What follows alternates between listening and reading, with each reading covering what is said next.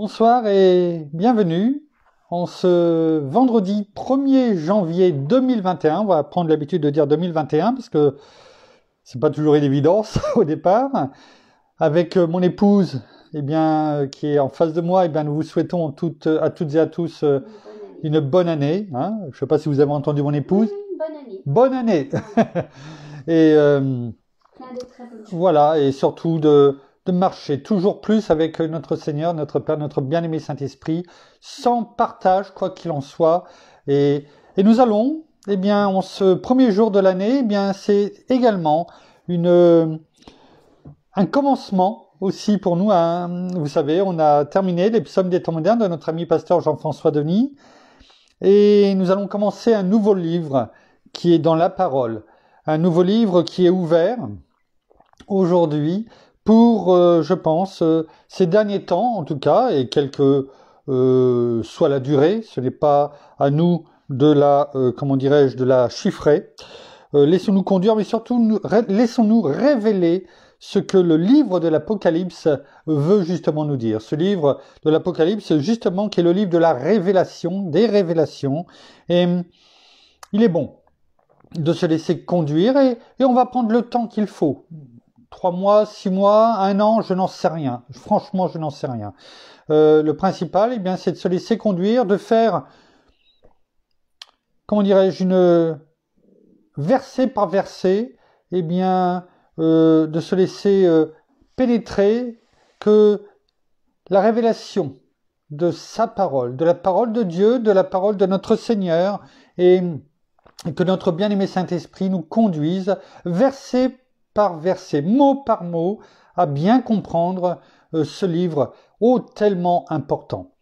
Je ne sais pas si on va le démarrer réellement la lecture ce soir, en tout cas de ces premiers versets du livre de l'Apocalypse. On va faire surtout une introduction. En fait, on peut dire que le livre de l'Apocalypse, c'est un résumé, et je crois que j'en avais déjà parlé, on peut dire que c'est un résumé de tout ce qui précède, de tous les livres, les 65 livres précédents qui précèdent. Que ce soit dans l'Ancien Testament, dans le Nouveau Testament, il est fait bien souvent référence à l'Apocalypse. Et des prophéties, on va définir prophétie. Des prophéties, je vais rajouter apocalypse, de l'Apocalypse, des Apocalypses, on pourrait dire, ont été données et faisant référence justement à ce dernier livre, des révélations, de l'Apocalypse. Et il est important de baser tout ce que nous allons voir au fur et à mesure des méditations que nous allons faire. Il est important de baser, et c'est pourquoi je vais vous parler de résumé, sur les livres, sur tous les écritures qui précèdent le livre ce 66e livre de l'Apocalypse. Et on le voit, et on verra qu'il y a beaucoup de références, et notamment dans l'Ancien Apocalypse, le livre qui en parle le plus, je pense, et où on va en parler tout à l'heure, c'est le livre de Daniel. Daniel, vous le connaissez maintenant, parce qu'on en a quand même beaucoup parlé pendant les différentes méditations, mais là, maintenant, on va parler de Daniel sur un autre sujet, sur ces révélations qu'il a eues. Et on peut voir qu'il y a des révélations prophétiques qui sont pour la fin des temps, c'est-à-dire pour le livre de l'Apocalypse, et il y a aussi toutes ces révélations prophétiques qui ont été faites par les différents prophètes que vous connaissez, Ézéchiel, Ésaïe et d'autres, bien entendu, que nous avons pu voir, y compris Daniel, que nous avons pu voir, il y a Jérémie notamment aussi, que nous avons pu voir bien souvent au travers de ces 286 premières méditations que nous avons pu faire. Et il y a 2 choses qu'il faut bien discerner. Il y a ces prophéties faites par les prophètes qui sont des avertissements et qui ne sont pas scellés, je dirais, dans le marbre, gravés dans le marbre. Des prophéties bien souvent que les prophètes ont données afin d'avertir le peuple d'Israël, mais aussi nous, au travers, bien sûr, tout cela, de changer de comportement. de changer de comportement, parce que s'ils ne le faisaient pas, eh bien, ils allaient désobéir à la parole de Dieu, à ses commandements, et ainsi, eh bien, il y aura comme une, comment dirais-je, une correction. Tout comme les parents avec les enfants. On peut leur dire attention, attention, attention, la prochaine fois, il va y avoir une remontrance, une correction. Eh bien, notre Père a agi ainsi avec, comment dirais-je, les prophètes. On le sait. On l'a vu avec Jérémie, notamment. Combien de fois il a averti le peuple. Changez, changez. Et à chaque fois que le peuple s'endurcissait, ne voulait pas changer, il y a eu les conséquences de leur comportement. Et on peut le voir avec Jonas. Au départ, il était parti pour apporter un message à Ninive, qui était un message de destruction. Et même si Jonas est parti ailleurs parce qu'il ne voulait pas apporter le message, justement, peut-être parce qu'il en avait peur, et qu'il a été ramené finalement, et qu'il a été apporté ce message sur les 40 jours. Dans 40 jours, et il revenait régulièrement, il apportait comme un décompte. Et le roi, qui a montré l'exemple, et bien finalement, s'est repenti. Et avec lui, toute la nation de Ninive s'est repentie. Et finalement, ce que le message de destruction qui était prévu au bout de 40 jours, eh bien, s'est transformé par cette repentance, eh bien, en une grâce de Dieu. Ce que n'a pas forcément, on l'a déjà vu, eh bien pris, accepté, je dirais, Jonas. Mais ça, c'est une autre histoire. Mais on peut voir que les prophéties apportées par les prophètes avaient toujours un message de dire attention, vous pouvez peut-être faire bouger les choses par votre comportement, par votre repentance totale, complète et sincère. Alors que les prophéties, on va dire que l'on va d'Apocalypse, sont différentes. Celles-ci, elles sont gravées. Elles sont gravées, elles vont arriver à un moment donné. Et c'est celles-ci, justement, que nous allons voir au fur et à mesure, donc, des jours, des semaines, des mois, on verra combien de temps ça dure. Et ça, c'est important. Et comme je vous le disais, on ne peut pas prendre le livre de l'Apocalypse et de dire, eh bien, on n'étudie que le livre de l'Apocalypse. Non. Parce que le livre de l'Apocalypse, c'est également les Écritures. C'est tout ce qui précède. Tout ce qui nous font comprendre le pourquoi du livre de l'Apocalypse. Et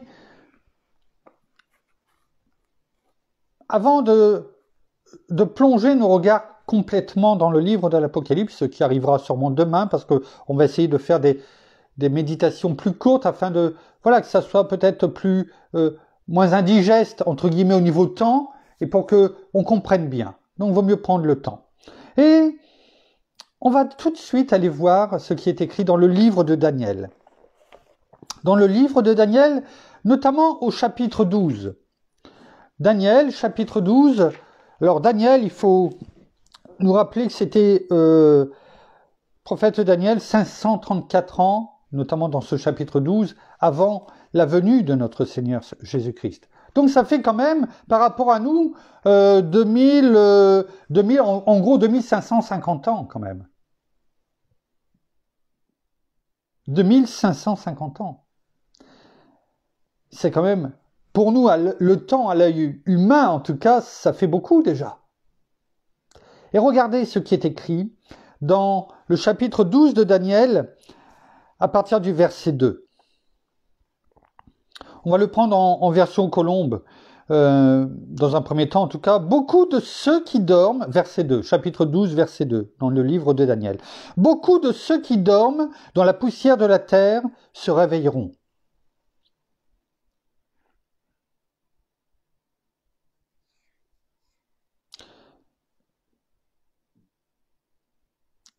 Quand même, avant, c'est une vision de Daniel qu'il a sur les temps messianiques. Il faut quand même préciser. Et voilà ce qui est dit. Beaucoup de ceux qui dorment dans la poussière de la terre se réveilleront. les uns pour la vie éternelle, et les autres pour la honte, pour l'abjection éternelle. Ceux qui auront été des clairvoyants resplendiront comme la splendeur de l'étendue céleste, et ceux qui auront enseigné la justice à la multitude comme des étoiles à toujours et à perpétuité. Toi, Daniel, tiens secrète ces paroles et scelle le livre jusqu'au temps de la fin. Beaucoup alors le liront et la connaissance augmenteront. On voit que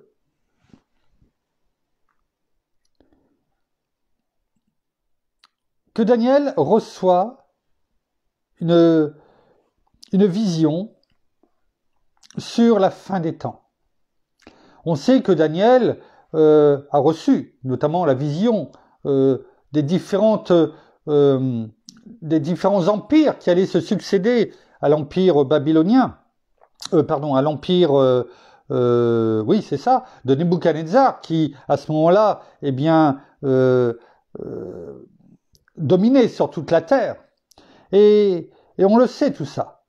On sait que Daniel a eu beaucoup, de visions et avait cette sagesse, cette connaissance. En Nouvelle Français courant, pour qu'on comprenne bien les choses, parce que c'est bien de le percevoir maintenant afin d'avancer de façon claire, précise, dans le livre et la méditation de livre de l'Apocalypse. Il est écrit « Beaucoup de gens qui dorment dans le sol poussiéreux, donc qui sont morts, enterrés, se réveilleront, les uns pour la vie éternelle, les autres pour la honte, pour l'horreur éternelle. » On parle bien sûr de ceux qui sont morts avant, bien sûr, la venue de notre Seigneur Jésus-Christ. Les gens intelligents rayonneront de splendeur comme la voûte céleste. Après avoir montré aux autres comment être fidèles, ils brilleront pour toujours comme des étoiles. Toi, Daniel, garde secret ce message, ne révèle pas le contenu de ce livre avant le temps de la fin.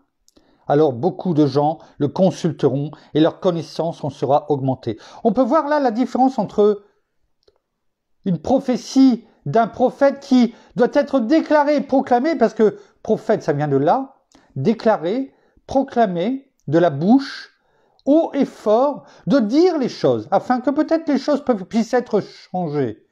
Et c'est ça normalement le but d'un prophète, d'avertir, de donner la parole qui lui est transmise. Alors que là, il est bien dit, et c'est là où on fait la différence entre une prophétie et une apocalypse, je dirais une prophétie apocalyptique, et là il n'est pas dit au prophète de dire les choses, de les proclamer, qui est normalement le rôle du prophète, mais là il est dit à Daniel, garde secret ce message. Vous voyez quand même la différence, c'est la nuit et le jour. Là on dit à Daniel de garder secret les choses et de ne pas révéler le contenu de ce livre avant le temps de la fin. Et on voit du verset 8 à 10 de ce même chapitre, Daniel qui dit « Moi, j'entendis, mais sans comprendre. C'est pourquoi je demandais, mon Seigneur, comment tout cela se terminera-t-il » Et la réponse qui lui a été donnée, c'est « Va, Daniel », me répondit-il. Ce message doit rester soigneusement caché jusqu'au moment de la fin. Beaucoup de gens seront purifiés, blanchis, affinés. Les gens mauvais, incapables de comprendre, continueront de commettre leurs crimes, mais les gens intelligents comprendront. Notons que Daniel, on sait qu'il était plein de sagesse, tellement rempli de sagesse qu'il avait été nommé parmi les 120 gouverneurs de l'empire des Perses, les Perses, sous Nebuchadnezzar et sous les différents rois qui ont succédé. Il était celui qui était le chef même des gouverneurs. Et ce qui l'a mené notamment à la fosse aux lions. Hein, on le sait, on l'a vu tout cela. Donc il était rempli de sagesse. Il pouvait en plus, tout comme Joseph, eh bien, comment dirais-je, révéler les visions ou les songes qui avaient été faits.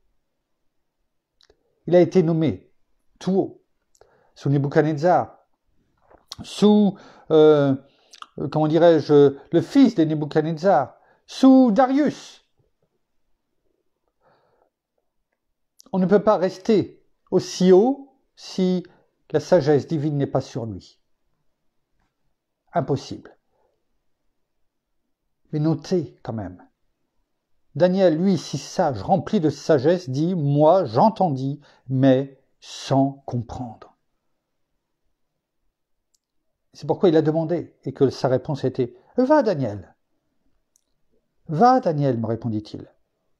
Ce message doit rester soigneusement caché jusqu'au moment de la fin. » Lui, Daniel, qui, on le voit dans le chapitre 2, eh bien, donne le songe de cette statue tellement imposante. Et là, l'ange lui dit, de l'Éternel lui dit, finalement, tu vas être la courroie de transmission. Tu vas être celui qui, aujourd'hui, eh bien, reçoit des révélations, mais même si tu ne comprends pas tout, tu n'auras pas toutes les données, tu n'auras pas toutes les révélations parce que ce n'est pas à toi qu'elles seront données. Toi, tu es là, tu vas sceller ce livre pour les temps de la fin. Parce qu'aujourd'hui, eh bien, tu ne peux pas comprendre, les gens ne peuvent pas comprendre, n'ont pas la connaissance nécessaire de la parole et de tout ce qui doit arriver. Et finalement, et on l'a vu, il est dit, il y en a certains qui comprendront et d'autres qui font le mal et ce mal, ils continueront à le faire. Hein, on l'a lu. Il est fait notion ici de cette grande apostasie, finalement. La moralité, il est dit que la moralité humaine, eh bien, n'ira pas en s'arrangeant. On le voit, notamment quand il est parlé dans le chapitre 2 de Daniel, lorsqu'il fait la révélation de la statue et des différents... au départ, il est parlé d'une tête d'or. Et à la fin, on parle d'argile. Et on le voit ça dans le Daniel chapitre 2, à partir du verset 32. La tête de cette statue était d'or pur, sa poitrine et ses bras étaient d'argent, son ventre et ses cuisses étaient de bronze, ses jambes de fer, ses pieds en partie de fer et en partie d'argile. Alors bien entendu, on parle des différents royaumes, certes, mais à la fin, on s'aperçoit quand même que la tête était d'or. Et à la fin, eh bien, c'était d'argile. Et cela veut dire quoi? C'est que, eh bien, au fur et à mesure du temps, les choses vont pas s'arranger aussi. Bien sûr, là, il est parlé des royaumes, mais aussi de la moralité des gens qui vont avec, de l'être humain. Ça ne va pas s'arranger. Et plus on va avancer, plus on va aller vers cette grande apostasie que l'apôtre Paul parlait à son fils, je dirais, spirituel, Timothée. À la fin, eh bien, il y aura, oui, une grande apostasie. Ce rejet complet, eh bien, de Dieu. Et les persécutions envers Israël et le peuple d'Israël, le peuple de Dieu dont nous faisons partie, eh bien, augmentera. Dans le sens où on n'écoutera pas forcément ce que nous proclamerons et dirons. Peut-être, on le voit aujourd'hui, même sur les réseaux sociaux, eh bien, il y a de plus en plus de censure sur tout ce qui est la parole de Dieu. Beaucoup aujourd'hui se détournent de l'Église au sens large et on voit aussi beaucoup de faux prophètes. C'est tout cela qui était fait notion aussi dans Daniel. Alors oui, il dit les choses vont pas s'arranger, mais toi tu ne peux pas tout comprendre aujourd'hui. Tu vas servir, je dirais presque, de courroie de transmission. On peut le voir ainsi, parce qu'on comprend ces termes. Et on va aller voir ce qui est dit dans l'Apocalypse, chapitre 22. Alors vous allez me dire, Il y a 22 chapitres dans l'Apocalypse, on l'a même pas commencé et on est déjà rendu au dernier chapitre. Mais c'est pour faire, je dirais, le parallèle avec ce que l'on vient d'entendre dans le livre de Daniel. Regardons ce qui est écrit dans Apocalypse chapitre 22 au verset 8 et surtout 10. Mais allons-y, commençons déjà à partir du verset 10. Il est écrit, « C'est moi, Jean, qui ai entendu et vu ces choses. Et quand j'eus entendu et vu, je tombais aux pieds de l'ange qui me les montrait pour l'adorer. » C'était à mon avis le même ange qui parlait à Daniel, bien entendu, le messager, vous savez de qui on veut parler, l'ange Gabriel, à mon avis. Mais il me dit, garde-toi de le faire. Je suis ton compagnon de service et celui de tes frères, les prophètes. Hein? Voilà, on en parlait. Et ceux qui gardent les paroles de ce livre adorent Dieu. Écoutez bien. Puis il me dit, ne ferme pas d'un sceau les paroles de la prophétie de ce livre, car le temps est proche. On a vu que ce même messager, eh bien, avait dit à Daniel, scelle-le. Hein? On l'a vu tout à l'heure. Scelle.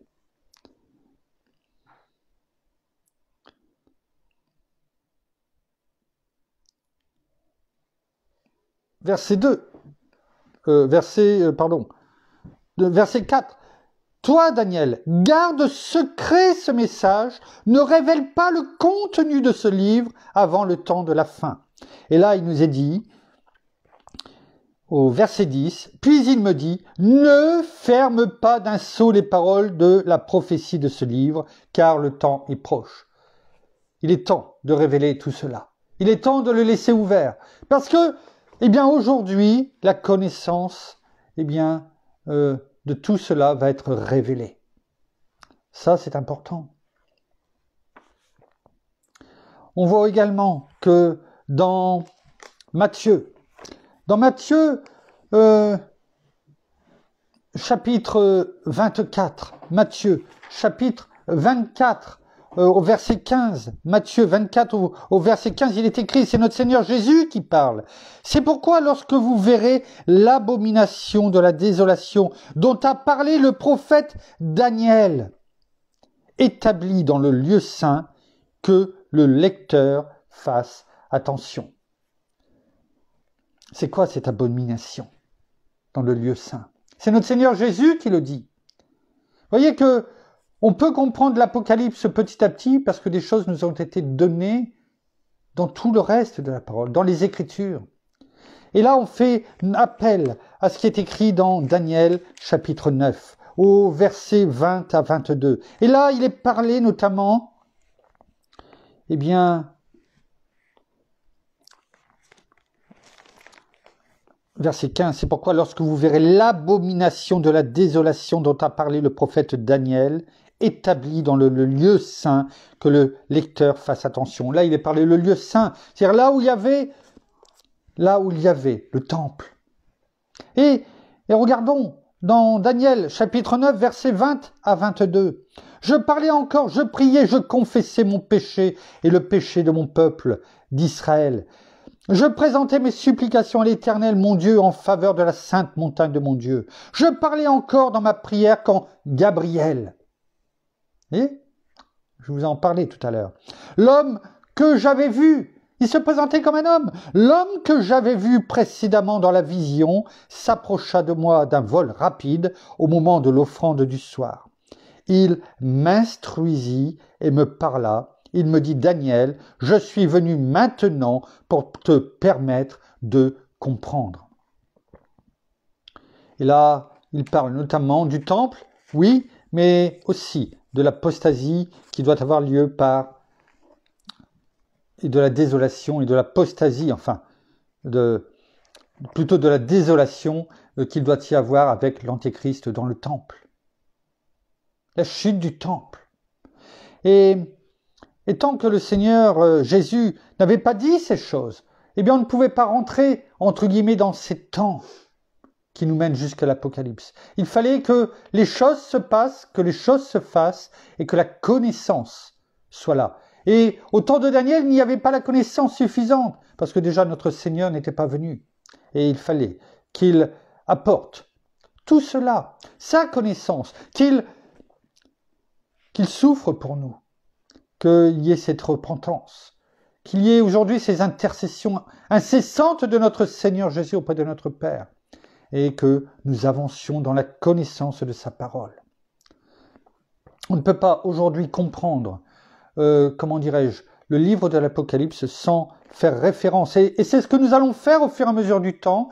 Nous allons faire des va-et-vient, presque quelquefois incessants, avec l'Ancien et le Nouveau Testament, afin de bien comprendre les choses. Nous verrons également les aspects de l'Église au sens large, afin que nous comprenions bien, les différents temps de l'Église. Nous verrons également, par rapport à nos jours, les crises que cela engendre.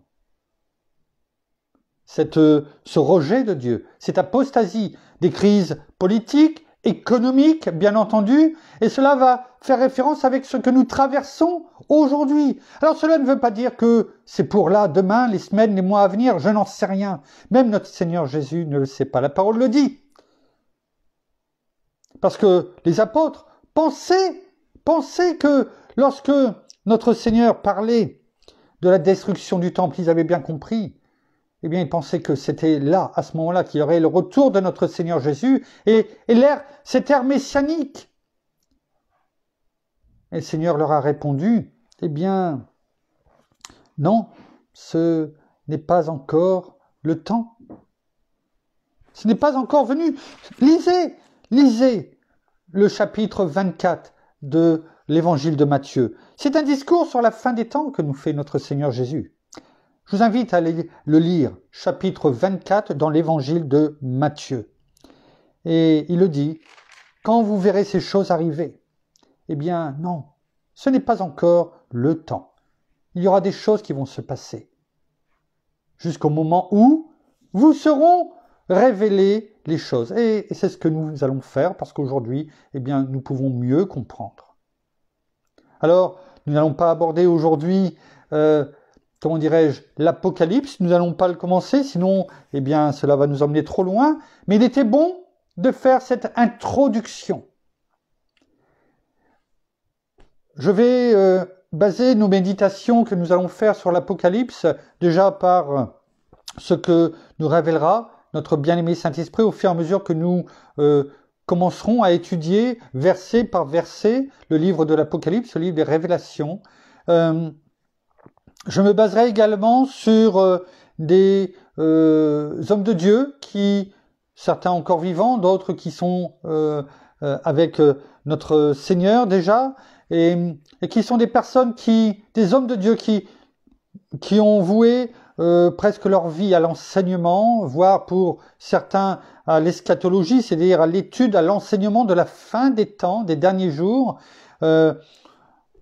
Notamment, par exemple, on peut parler de Mario Massicotte, on peut parler, parce que l'étude sera faite également à partir de ce qu'a fait aussi Joel Spinks, c'est-à-dire l'étude verset par verset, il y a plusieurs années de l'Apocalypse, mais aussi d'autres, bien entendu, dont les noms ne vous diront rien aujourd'hui, mais qu'importe, je les citerai au fur et à mesure, et bien sûr, de la parole, de la Bible aussi d'études que j'ai reçues pour Noël, et vous voyez comme quoi il n'y avait pas de hasard, et c'était même pas prévu à ce moment-là que l'on fasse la méditation sur l'Apocalypse, et nous avancerons pas à pas. Nous n'avons pas, et je n'ai pas en tout cas la prétention de connaître tout ce qui est écrit dans l'Apocalypse, mais tout comme nous l'avons fait pendant 285 et 286 méditations, nous allons nous laisser porter, afin qu'il y ait ces révélations qui nous soient données au fur et à mesure. Et je suis persuadé que beaucoup de choses vont être éclairées, vont nous être éclairées. Nous allons essayer de faire vraiment quelque chose de complet. comme je vous l'ai dit, bien sûr, avec toujours la parole en fil rouge, c'est indispensable. C'est la parole de Dieu avant toute chose. Et l'histoire, l'historique, l'économique, le politique, depuis la première Église jusqu'à aujourd'hui. Et cela, je pense, sera bénéfique pour chacun d'entre nous.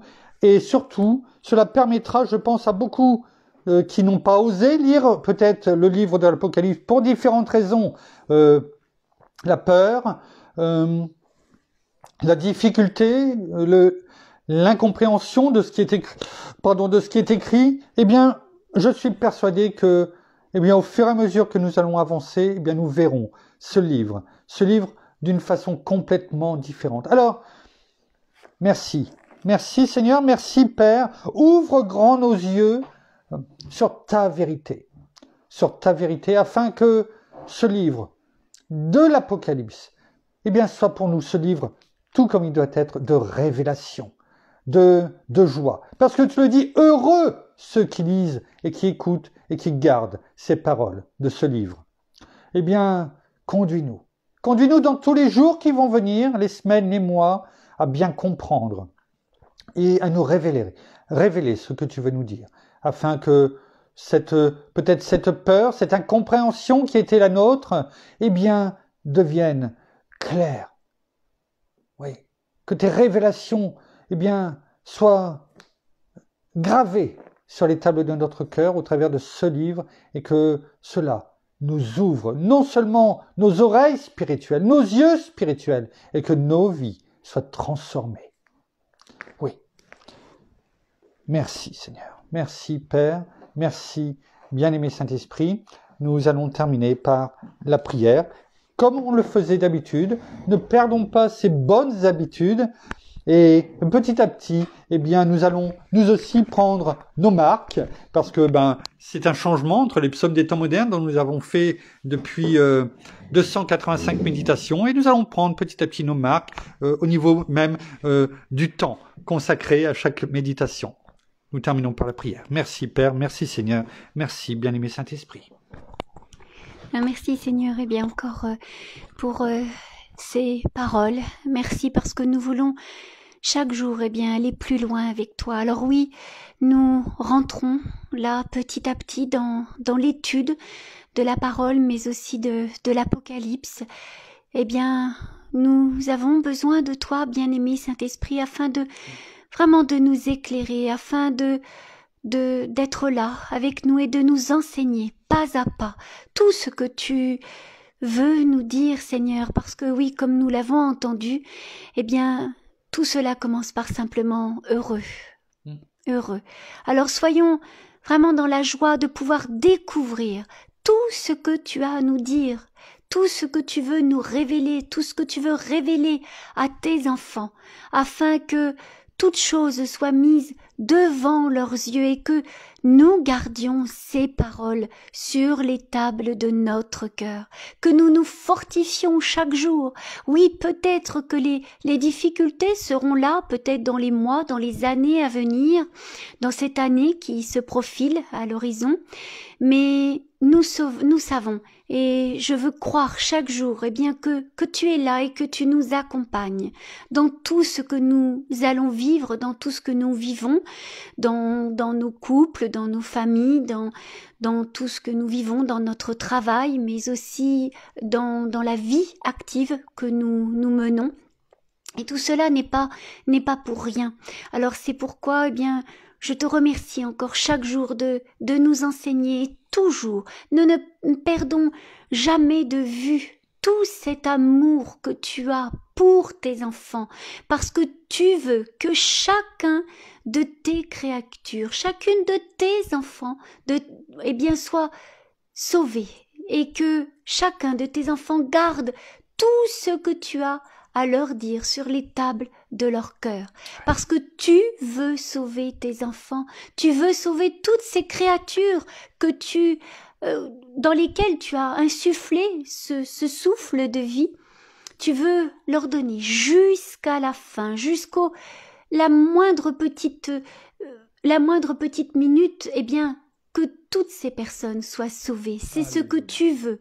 Alors oui, révèle-nous encore, révèle non seulement à tes enfants, mais aussi à d'autres personnes, eh bien que c'est le temps, tout simplement, de pouvoir se tourner vers toi, Seigneur Jésus, de t'accepter dans son cœur, tout simplement, de façon droite, mais aussi de façon sincère, et de te donner vraiment notre cœur à chacun, afin de te recevoir comme notre Seigneur et notre Sauveur, toi notre Roi, toi qui es notre intercesseur auprès du Père.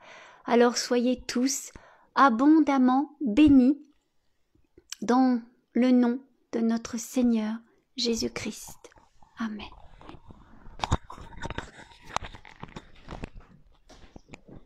Voilà, ainsi s'achève la méditation de ce soir. La première sur le livre de l'Apocalypse, mais la 287e, je crois, si je me trompe pas. Eh bien, nous continuons. Mais oui, nous continuons. Et c'est ça, la persévérance également. Nous vous bénissons, comme mon épouse vient de le dire, abondamment de toutes les bénédictions spirituelles dans les lieux célestes en Christ. Nous saluons, comme à l'accoutumée, nous n'allons pas perdre ces bonnes habitudes, bien nos amis au Québec, au Canada, en francophonie, à Paris. En tout cas, nous vous aimons. En ce premier jour de cette année 2021, encore une fois, bonne et excellente année à toutes et à tous, avec notre Seigneur, notre bien-aimé Saint-Esprit en nous, qui nous conduit pour la gloire de notre Père. Nous vous donnons rendez-vous demain pour la suite, la prochaine méditation. En attendant, passez une bonne fin de journée, une bonne soirée, une bonne nuit de repos, parce que nous avons toutes et tous besoin, j'en suis persuadé. Nous vous ferons parvenir l'horaire. À demain, en tout cas, nous serons là. Au revoir.